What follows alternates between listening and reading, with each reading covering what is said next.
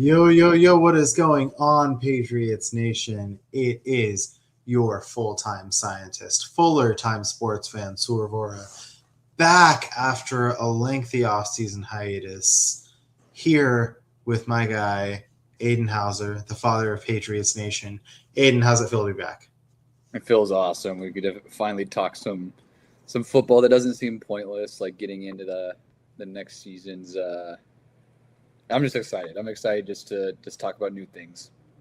I know. I mean that's why I think we took this break, because it's just you can speculate endlessly, but at the end of the day, everything is just everything is just hypothetical until you get close to hitting the field, and the team has hit the field. We've seen now enough of a sample size in training camp to actually start talking about what we've seen. So we'll start with you. What have you been what have you been taking away from training camp so far? The biggest thing I think is just the Gonzo AJ Brown like one-on-ones. Um, I think they've been getting a little bit chippy here and there, which is like kind of exciting to see, just because it's like they're just both alphas on either side of the ball. Um, from what I've heard, I know Brown's won a couple, Gonzalez has won a couple. Um, and I don't know. It's just excuse me. It's just fun, and it's like it's one of those things where two. I wouldn't say Brown's like necessarily elite, but like probably right under there, and then Gonzalez, an elite corner, is like just going at it is only gonna make them better as well. So it's just cool just seeing like Gonzalez, I guess, go up against someone who's actually good instead of like one like an average receiver or whatever who that we have. I don't know. Like Yeah, Gonzalez on Booty, as 100%. much as I love Booty, would just be like just not really much of a challenge for him. Yeah, it's very iron sharpens iron, right? You want your corner, you want your ace corner to get better by facing top level receivers. He's able to do that now on a daily basis, and you want AJ Brown to face stiff competition, and he's doing that. So that I think it's really great for both of them. I think it's really great for the team also to just see an example of the right way to approach practice, and how competitive you should be um, in these situations. You being able to practice that competitive fire, being able to exercise it day in and day out, it makes the occasion of a game a lot less intimidating. So I'm loving it. I'm loving seeing, and we'll get to this later, but I'm loving seeing Gonzo's dedication despite all the chatter that's going around about his contract and everything. And I'm also loving seeing AJ Brown just so easily integrated with the team, right? Like he feels like a fish in water here. And I feel like Gonzo's also been strengthening the development of other guys. Romeo Dobbs has been getting some nice reps against him. Had a couple impressive catches over him um, in the most recent training camp practice. So I think Gonzo's just a great person to have. We're a developing receiver room, one of the best I can remember in a long time. And then you have the opportunity for that receiver room to work against probably one of the best corners in the entire league. Mm-hmm. So that's been a nice battle to see. The other thing I've been looking at, and obviously I'm not I'm not at these practices, so I've been looking at film from various spots, but noticing how the offensive linemen have been doing. Big improvement in my opinion from Will Campbell. Like, yeah, he's been losing a couple reps here and there, but nothing like the shell of himself that he was in the Super Bowl. Looked way healthier.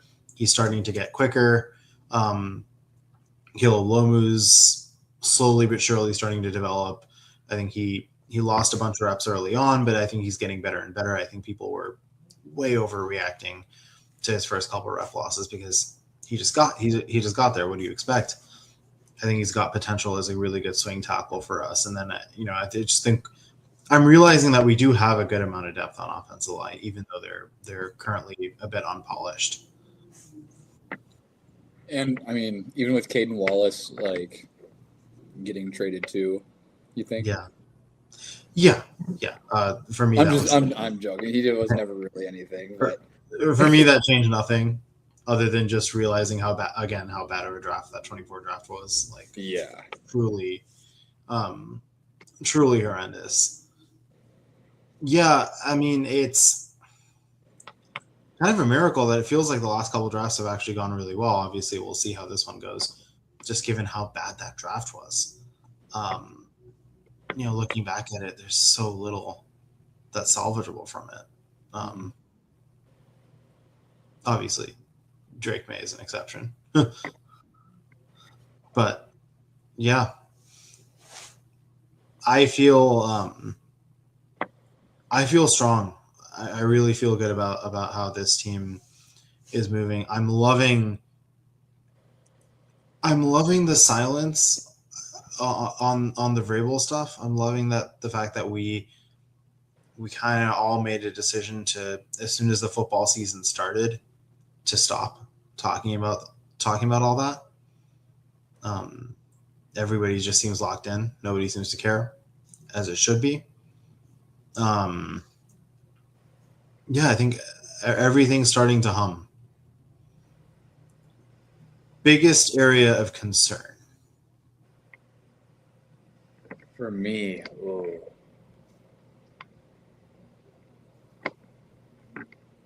don't know if it's an area of concern, but I think more so of just like an area that I think I'm just going to inevitably be bummed about is just like the wide receiver room.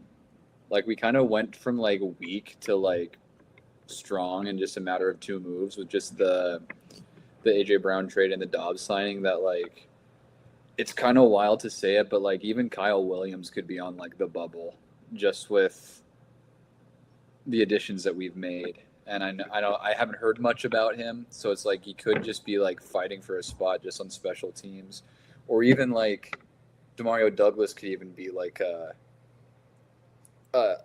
surprise cut. I mean, they happen every year. Yeah. 2 guys that we love, like even Efton Chisholm, like the NFL is like a cold, like hard, dark place, and it's like these guys who you thought were like really coming on can also just be gone. Like, I mean, Booty could even also get traded. I know he's been asking to trade since April, so it's like it's just. Yeah. I feel like since we've lost Polk, I don't really have a receiver that I've ever like right now on the roster that I'm just like they need to go. There's a lot of guys that I'm like I could see the potential that I think like whoever we cut, like someone could actually get like a half decent player out of it. Yeah, it's interesting because we have a depth problem, but it's not the depth problem that we're used to having, which is, I don't think we have 5 NFL level wide receivers on here. I don't know if we have a cuttable wide receiver on here, because you're right. AJ Brown's obviously a must keep, right? Romeo Dobbs, same thing. And beyond that, it's kind of hard to find a third. In just because of how I think it's a logjam. I've heard all the rumors about Booty. My personal opinion is that until I see otherwise, he's still Drake May's favorite guy to throw to. Mm-hmm. I will also still never get over that unbelievable catch he made against Houston. Mm-hmm. Kayshon Boutte has continued to be consistent. I have yet to see him, at least in the last couple of years, show any hint of unreliability.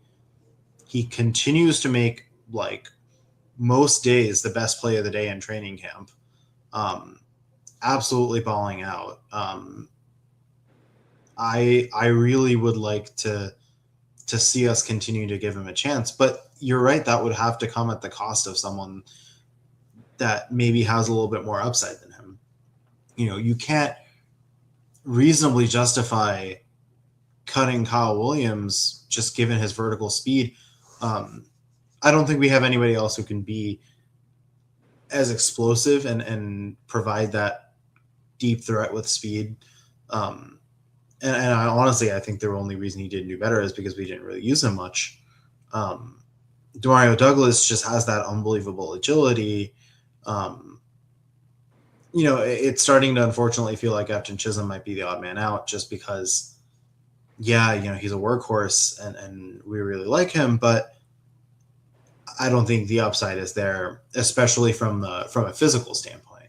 Mm-hmm. But I'd love to keep him. At that point, I completely forgot about Matt Collins. And going in and going to tee off that a little bit to my big concern. I think tight end's a big problem area. We've got Hunter Henry, who and extended him. Great decision. Team leader, but also just unbelievably consistent, unbelievably reliable. Knows how to run his routes. Knows where to be at the right time. But he's never excited me in that, you never see that signature big Hunter Henry play. And then to top that, there were some uncharacteristic drops in the Super Bowl and throughout the playoffs that I hadn't seen from him before. It was a side that I hopefully was just a one-off, but that concerns me that he's our tight end one. We were hoping Julian Hill, when we signed Julian Hill, I was feeling really good about the position, but obviously he's out for the season. That changes things. We've got Raritan, who is raw but very talented. He's been playing really well in camp, so I feel good about him. But you don't want to just have one experienced tight end that's not flashy, and then you have just complete youth everywhere else. There are a couple ideas that come to mind on what you could do. I've been loving what I've been seeing from Tanner Arkin, who's one of our undrafted free agent tight ends. He can kind of take that blocking tight end role, even though he doesn't do so much in the receiving department. I think Raritan will grow into a great player. My personal idea on how to cure this logjam: you've got a receiver that's got the build of a tight end and potentially the blocking ability and instincts of a tight end in Matt Collins. No, of course. But that's not going to clear the wide receiver logjam. Bryce Behringer is making way for the rest of the roster. But you have this guy that's known for being able to catch 50-50 balls, shows his physicality on the field. I don't know what his blocking ability is, but why not use this preseason as an opportunity to experiment with that a little bit and see if you can buy yourself an extra receiver opening to be able to keep one of these guys, because there's just not enough differentiation right now other than Dobbs and Brown. Right. Yeah, I haven't really thought about that, but Hollins as he'd be thin for a tight end, but it could potentially work. I mean, why not? Yeah, it depends on the package, right? Like you can use a Tanner Arkin or a Jack Westover more traditional tight end build, but doesn't have the receiving chops if you want to go with like a blocking tight end type role. But if you want your tight end to act as another wideout and then just provide that little bit of blocking ability, you try out Matt Collins. Yeah. And I watched some of his tape, like his stock blocks. I mean, albeit, they were on corners, so it's hard to read too much into that, but he has the fundamentals.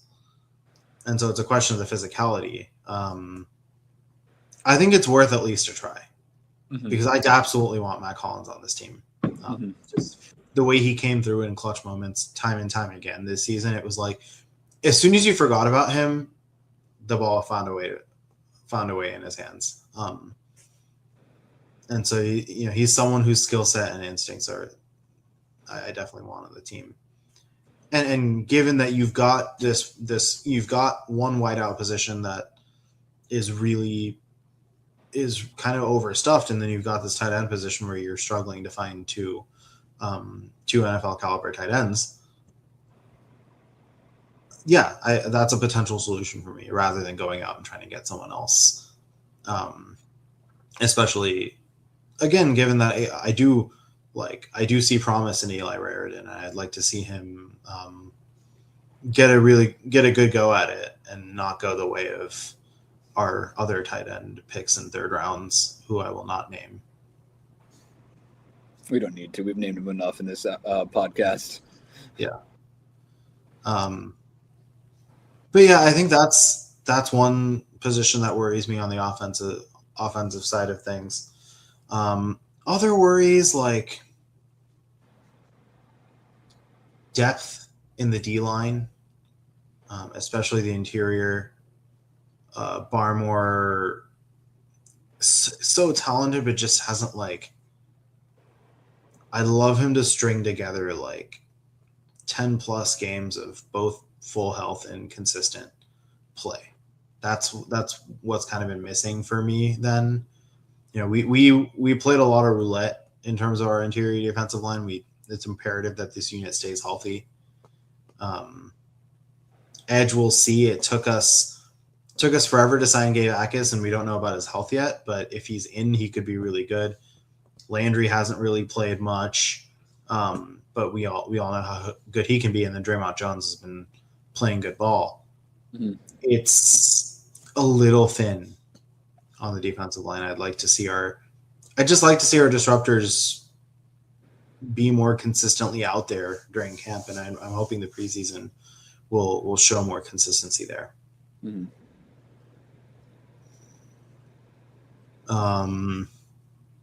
So, on to the preseason, since we're 2 days away from football, man.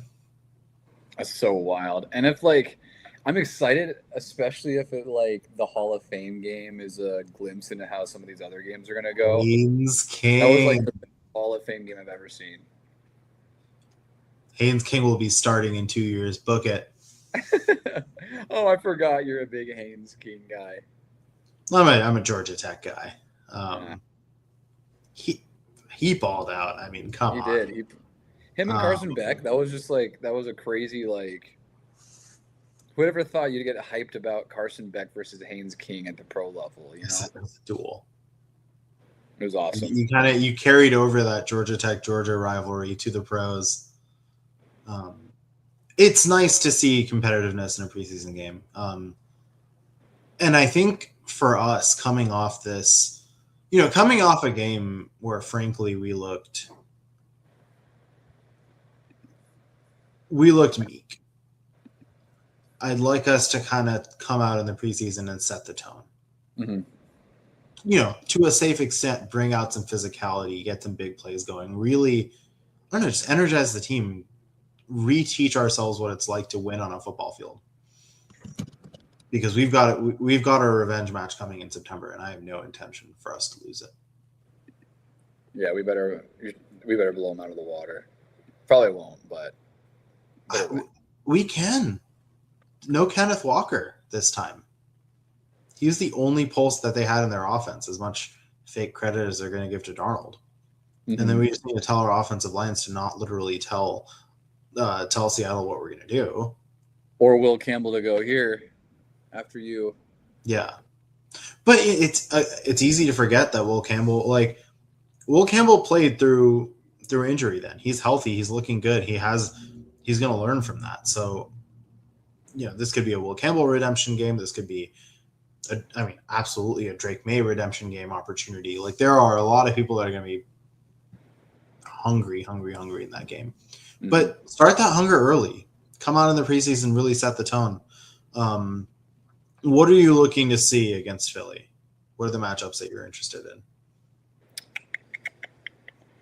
Honestly, it's maybe this is kind of a dumb answer. I don't really look for much other than just gauging at where our young players are at. So Jam Miller, I don't think we. Also, we're playing Indy. We're playing Indy. Yeah, just kind of want to see how the young guys play. So Jam Miller, because I think we still have him. We haven't got him, right? Yeah. I haven't heard anything. Just see where he's at, because it's obviously we have Ramondre and Travion, those are our two guys, but we don't have if an injury happens or one of them gets tired, we need a third guy to be able to tote the rock. So it's just what's Jam gonna do? He's one guy I think of. Yakis too. It's going to be exciting to watch him play, assuming they let him play. I doubt he'll play in game one. Huh? I doubt he'll play in game one, just given that he's like kind of ramping up, but I would love to see it. Yeah. And then Lomu, I'm certain he's going to get some playing time. I'd just like to see whether they're going to put him at tackle or guard and how he holds up. Just with him a little more inexperienced and raw, like see if he shows some promise, I guess. So it's not like I'm expecting like I don't really care if we win or lose. In the grand scheme of things, it's preseason. It's just basically just getting reps in and seeing how our guys look in real close to real NFL action. Yeah. Yeah. No, well said. I think I feel the same way about the outcome of the game. I always remember that the Lions in the season that they went 0-16 went 4-0 in that preseason. Mm-hmm. Really, if you want to go 4-0 in the preseason, just keep your starters in a little bit longer than everybody else, and you'll find a way to win the game. So it's not about that, but yeah, I think it's about getting as many people reps as possible. And for me, I feel like this will be these preseason games will be integral in clearing that wide receiver logjam. Mm-hmm. You got to figure out what you've got, and you've got to figure that out early. I think getting an idea of where Caleb Lomu lies on this team, as you said, I agree. I see him as a swing tackle. Honestly, rather than trying tackle or guard, I'd like to see them try him at both left and right tackle. Sure. I want him to be my vision for him this season is, Will Campbell's out for a game, bring in Caleb Lomu. Morgan Moses is out for a game, also bring in Caleb Lomu. As long as they're not both out for a game, that would be bad. Obviously, ideally, neither of them are. But you know what I mean. He's shown aptitude on both sides, and I think this is a good opportunity for him to capitalize on his recent momentum. Again, as I was saying, like a lot of the dialogue was, Caleb Lomu just keeps losing reps. This is another lost pick. Again, he just started. Give the guy a break. He has now started to win more and more reps. Clearly, he's learning. Clearly, he's taking his experience in stride. This is a perfect opportunity to put all that very much into practice. I'm very interested to see how things work out on the defensive line. That's what I'm probably most interested in. Where do you kind of clear this log jam between your Joshua Farmers and your Braden Swinsons and this laundry list of potentially talented but unproven players that you've got on this roster. Who do you actually end up keeping? We've got a lot of linebackers to try out. For me, that's what at least these first preseason games are usually about. Just figure out your depth, figure out who you should be continuing to give more looks at. And then the underrated person that I'm kind of excited about, and I want to see us experiment with him in this preseason. People haven't really been talking about Reggie Gilliam, but we quietly signed the best fullback in the league into a team whose offensive coordinator knows how to use fullbacks. From a talent perspective, I think Gilliam's a lot more talented than Devlin and Johnson, and we were able to make decent use out of both of them. I think it could be really interesting. I think we'll see Reggie Gilliam with the ball a few times. I think we'll see him help out the running game and just kind of be this all-purpose fullback that could really open up a lot for this team. And I mean, if it helps, our rushing attack wasn't horrible last year, but there's a couple of games where I felt like we just couldn't get it going. And if he just provides that extra, just like obviously extra blocker, but like a guy who's played fullback before instead of this is a tight end that we're going to throw in as a fullback to block here. That did not work. or which this was a little bit more fun, but interior defensive lineman that we threw in as a fullback. That was fun. I did enjoy that. I do miss Tonga, and yeah, that's the other thing. Like, we have lost a lot of bodies. We've gained a lot, but we have to also, like, we're replacing the production of Karius Tonga. We're replacing the production of Caleb on Chason. These are not easy things to fix. I mean, these are players that contributed a lot for us. So seeing how some of these new guys fit in, how does Draymond Jones look on a football field for us? There's a lot that I'm interested in seeing. One last thing that I'll say too is, like, this is super, like, doesn't not like extreme, but like it'll also be interesting to see, like, I'm assuming Tommy DeVito wins the QB2 job, but like Tommy DeVito and Baron Morton both playing, that'll just kind of be fun to be like, all right, we know we got a guy in Drake, but like, who's going to be that number 2 in case, like, fingers crossed, something goes wrong.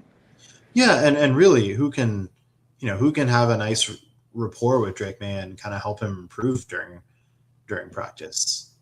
Like, I'm not saying any of these guys need to replace him, but I don't mind if we have someone make a great throw during practice that makes Drake May be like, oh, well, I'm trying to get back on the field and really get going.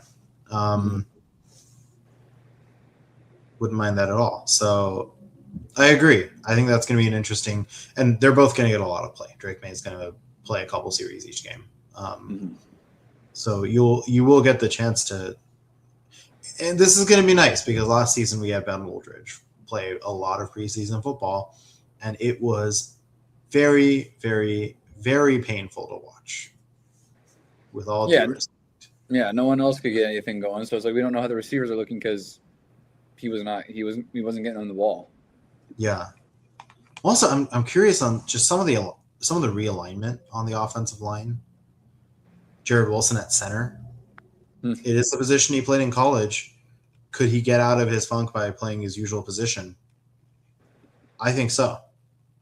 I think that could be big. How does Elijah Vera Tucker mix in with this group? Honestly, how well we protect Drake May and really whoever we have out there is probably what I'll be watching the most, because it's also been what I've been most kind of disappointed about in the past. Right. Also curious to see how some of our draft picks from this year do. I'm assuming we're going to end up seeing a lot of. I think we're going to see a lot of Karan Prunty and Nnamdi Obiazor, potentially Gabe a little bit of Gabe Akis. I'd love to. And I'm sure Dre Miller will be doing a little bit of running. We'll see. For me, I think less about that. Partially just I don't really see him making the roster. It'll probably be Lan Larison. I bet. I've heard that he's been winning that RB3 job as far as training camp goes. But I think you remember from last year's pods. I'm very excited about him. I think he's an absolute baller, and I was really bummed when he got injured. He could be really, really, really good. He was awesome in college. I mean, it's a small college, but like still, he was awesome. He was electric. He was exciting. We need more players like that you come in and teams just don't know what they're going to do. I think there's a lot to look forward to. I think this is one of the, again, for the first time in a long time, I feel like we've got an embarrassment of riches at certain positions. And at the same time, we've got certain positions where it's still the opposite. I mean, as any team does. So there's going to be a lot to figure out. But it's what makes watching these games so fun. You can kind of just admire and observe the team without having to worry about the outcome of the game.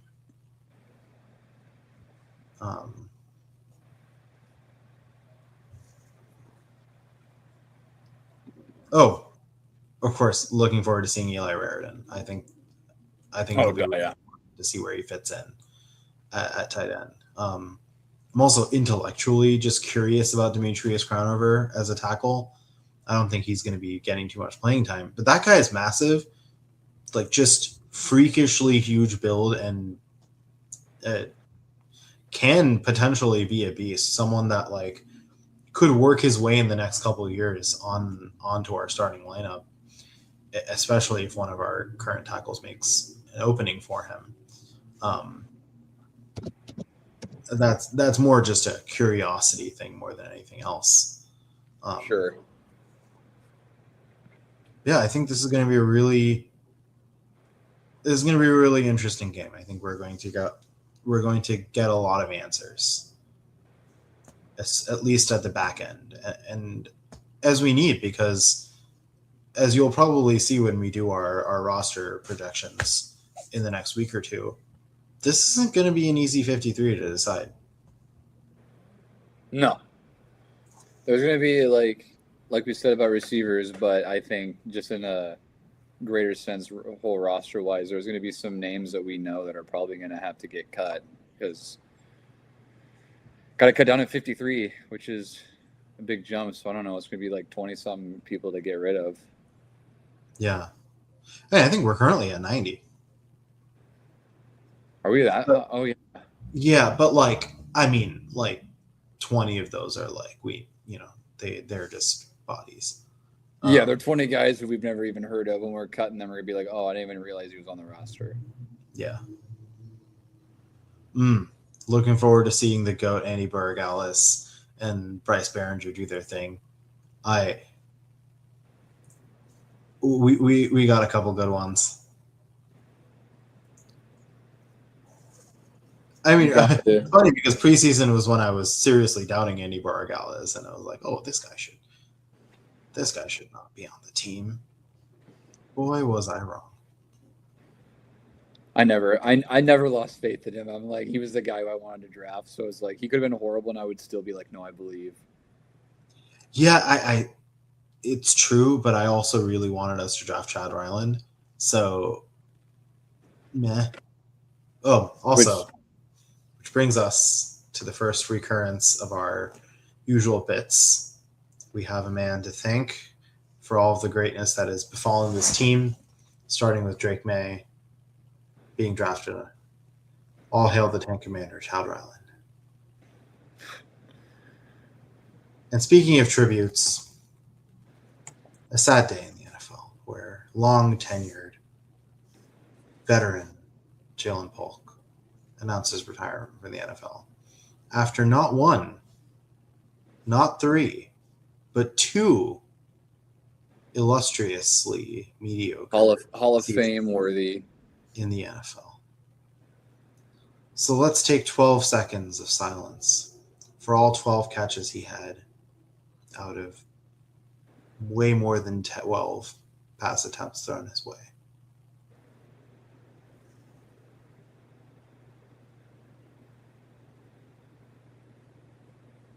Cool.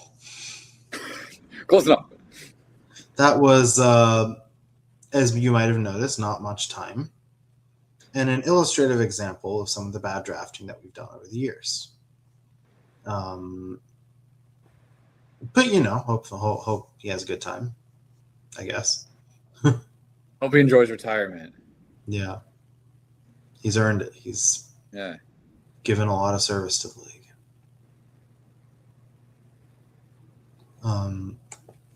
On to more serious storylines, though, and I think this is kind of this has kind of been the topic that's circulating all over camp.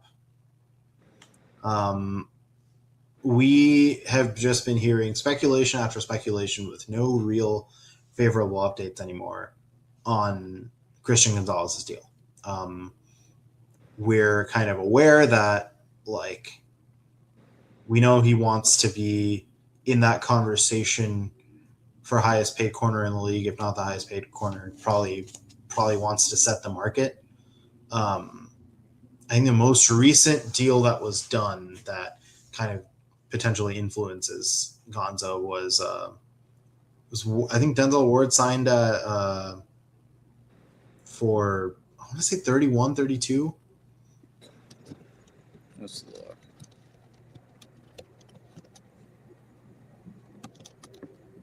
I know it was something big. Yeah, and I think we all knew he was Trent McDuffie just signed a big one. He signed Ward a signed for 31. four-year, $124 million extension with the Rams after he got traded there. Cool. But then, Ward is $31.1 million a year. So you got a couple of elite corners, both signing at around 31. Probably not the step change that Gonzo was expecting for record setting, and maybe this is why he's waiting for Witherspoon. But my personal take on this is, obviously I'm gonna prioritize the team. I don't think setting a record should be as important as, or I don't think breaking the record by a lot versus breaking the record by a little and making more than Devon Witherspoon should matter to Gonzo as much as being part of the future of a potential league championship franchise. Mm-hmm. And at the end of the day, if we offer him 32, 33, in my opinion, that should be enough. Maybe even 35. But, I don't think we should get to the point that we're quibbling about 40, especially because, to play devil's advocate here, Gonzo didn't have an interception. He had an amazing season. Let me get that out of the way. But he didn't have an interception until the AFC Championship. Played a great Super Bowl, but also lost the game to the cornerback that he's comparing himself to. Mm-hmm. I mean, there were moments of brilliance, but there were also moments of, why hasn't he gotten a pick yet? Mm-hmm. There's still moments of rawness, still moments where he shows his youth. And so I think he should be the highest paid corner in the league, but I don't think it's so cut and dry that he deserves to really be holding out. And Kraft said, like, we offered him a deal to be the highest paid cornerback in the league, and we don't know how much of that is guaranteed, how much of that is incentives. I understand that all that matters. But if it's a standard deal, if it's a pretty standard deal that makes him the highest paid cornerback in the NFL, I really don't see why he's not taking it. I'm not too worried about it. Like, that deal's going to get done. I know it is. He's not the type of guy to hold out. It's just the numbers that they're all trying to crunch, I bet. I'm not worried. You end up creating this weird situation when, and I understand there are only so many agents, but when multiple high-profile players have the same agent, I just don't like the game of cat and mouse that creates. Mm-hmm. But I think you're right, and I think the biggest thing that jumps out to me here is just the fact that Gonzo has not let this affect his practice regimen. This would bother me a lot more if Gonzo wasn't practicing, but he is. And he is actually doing a really great job in camp. I feel like he's bringing his A game, whether that's to prove himself worthy of a high number, whether that's to contribute to the team. In my opinion, it's kind of a mix of the two. Mm-hmm. But either way, he's showing his unit how to, he's showing his cornerback units, leading by example, showing them how to compete against top level talent. And he's also giving wide receivers a really, really good tool to sharpen themselves with. Mm-hmm. And I don't see how someone who competes that hard in practice for New England ends up somewhere else. I just don't.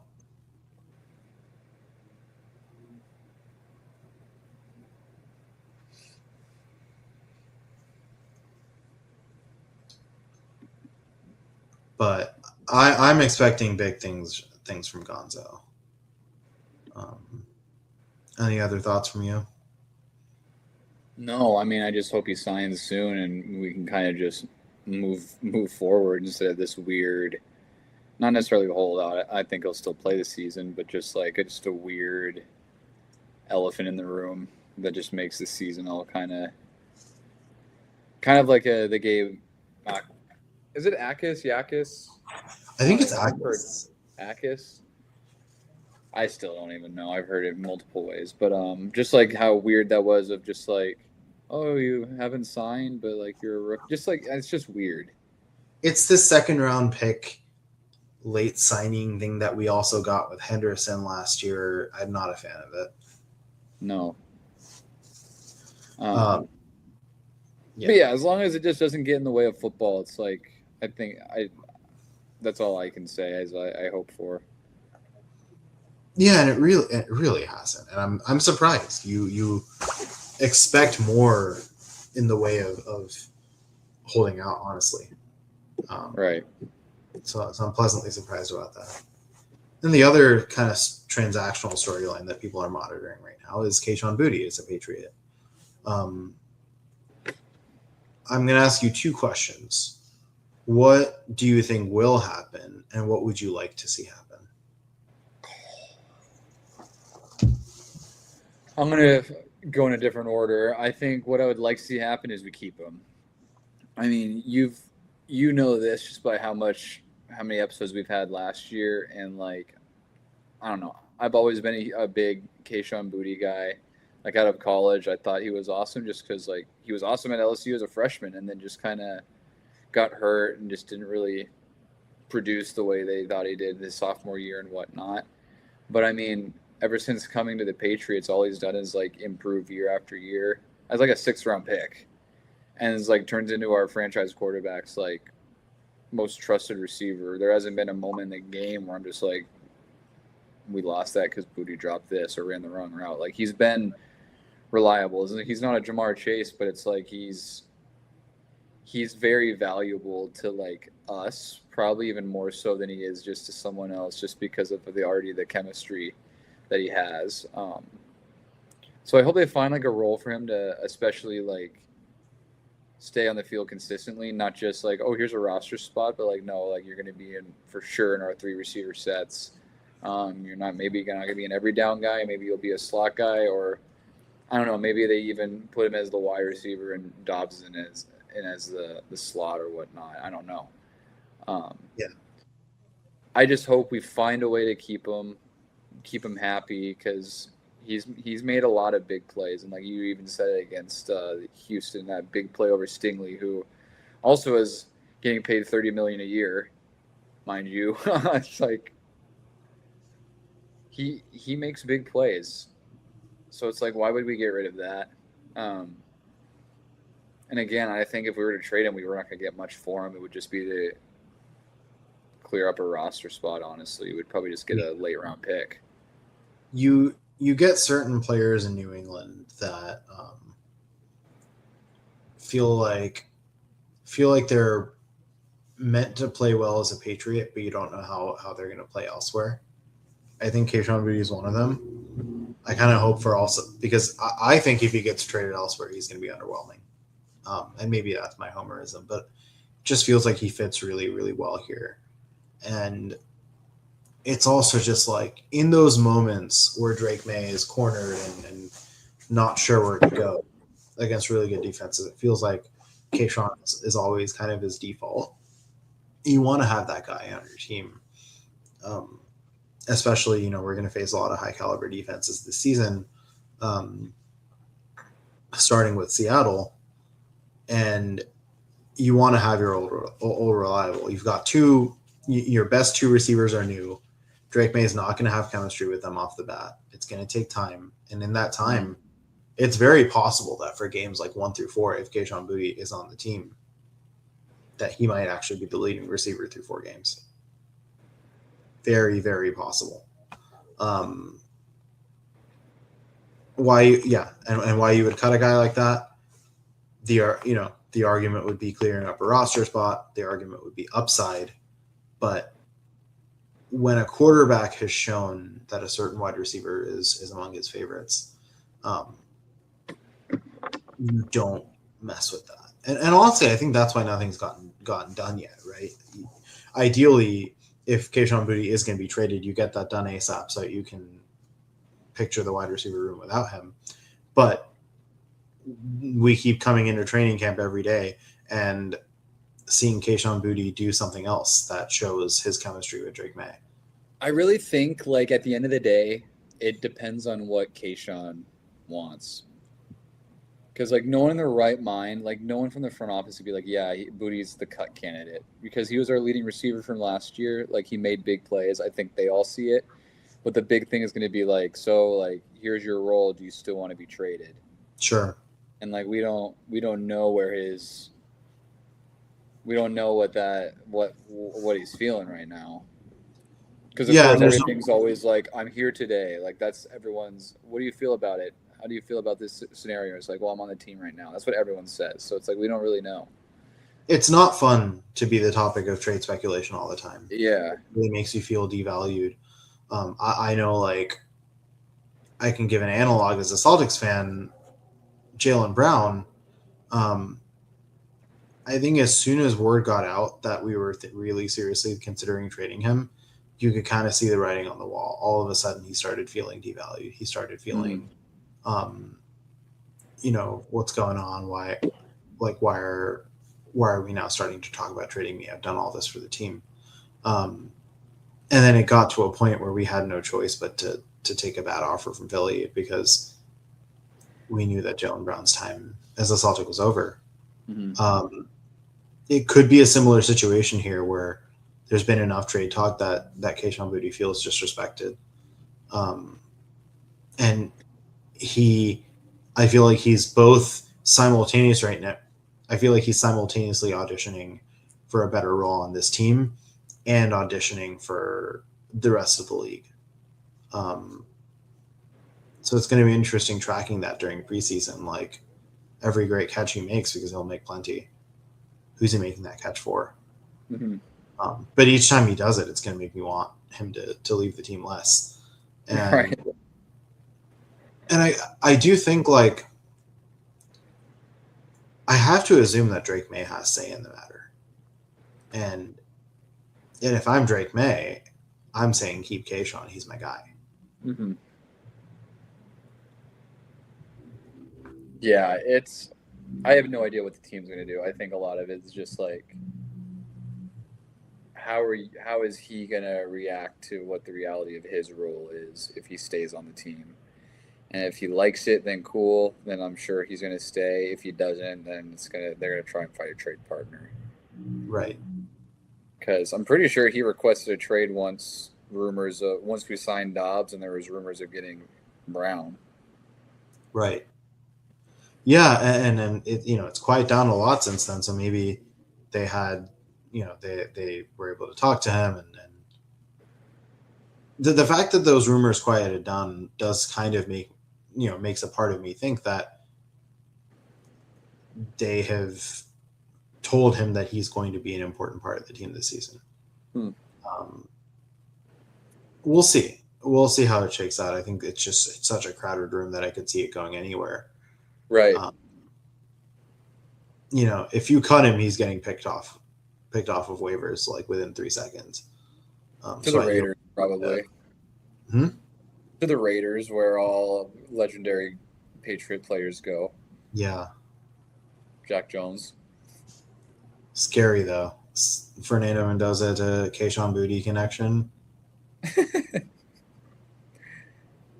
You'd probably be their one there. They don't have anyone else where that's really like. Yeah, he could be a one in Vegas. Yeah, because they just have like Trey Tucker and I can't even remember. We better not lose to Vegas this year, man. Oh my God. I can't believe we play them again. That's the real redemption game, not Seattle. That's the real revenge game, because I still it irks me so much that we lost. It was a handful. We also had Pittsburgh when we lost barely, and we had 5 turnovers. And that's why, like, people talking about all the we beat the good teams in our schedule. We struggled against the bad ones. Seattle not included here, but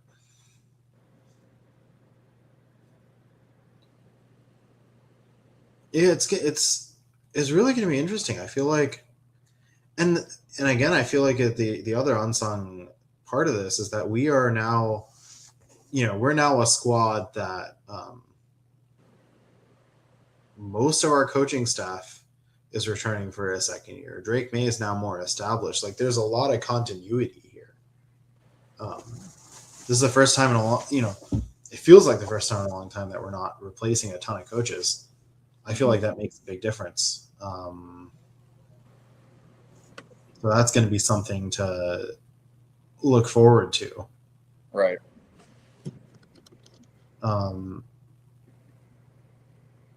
It's going to be interesting to see how Zach Kerr takes to being a permanent defensive coordinator. I thought he did a phenomenal job stepping in for Terrell Williams last year, so I think he'll take to it like a duck to water. So really interested to see how that goes. I'm hoping Doug Marrone is able to make some improvements in his second year. I'd like to see him.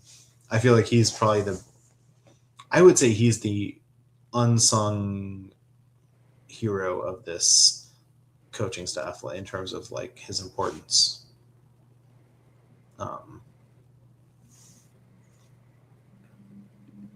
So we'll see how all that goes. Do you know that we have a coach named Deron Mayo? It's just Gerard Mayo with a mustache or something. Potentially. Hope he's not. They have not said anything about him being. He is Gerard Mayo's brother. Wow. Cool. Not really. That's tough. I mean, Gerard Mayo was a physical specimen for sure. He looks just like him. It's nuts. I'm looking forward to having Terrell Williams back as assistant head coach. So you'll now be able to make use of both of those talents. This is a great coaching staff. I think there's a lot of good on here.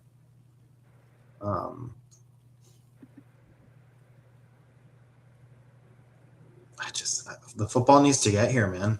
Thursday needs to get here now. I'm ready, dude. We're still 2 days away, and that's 2 days too late. I'm ready for it now. Yeah. But I think the joint practices between now and then will serve us well. The joint practices with Philly should be very interesting given the AJ Brown of it all. Right. I just think there's so much to look forward to, I think. And yeah, I think we're going to get a lot of our questions answered either tomorrow or in the next couple of weeks. Sorry, not tomorrow. Either this Thursday or sometime in the next couple of weeks. Right. And we'll be here recapping the game against Indy, previewing the game against Philly, and potentially haven't decided if it's going to be this week or next week, giving you our 53-man roster prediction. We're glad to be back. We're not going anywhere for a while, not till at least February, where we will definitely still be playing football. Go Pats. Go Pats. Oh, it brings tears to my eyes.